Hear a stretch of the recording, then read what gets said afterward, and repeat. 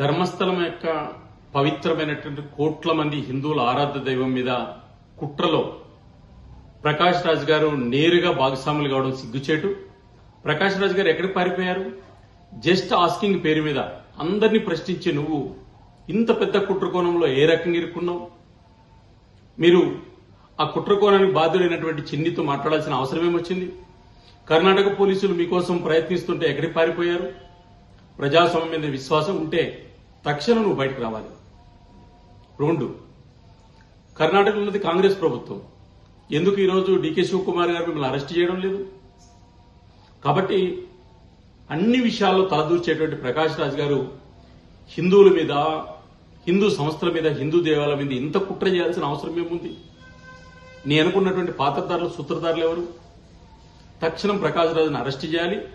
ప్రకాష్ రాజ్ గారు స్వచ్ఛందంగా ఈరోజు ముందుకొచ్చి కోట్ల మంది హిందువులకు సమాధానం చెప్పాలి. దీని అనుకున్నటువంటి యొక్క కుట్రదారులు ఎవరు వాళ్ళని కూడా బయటపెట్టాలని డిమాండ్ చేస్తున్నారు.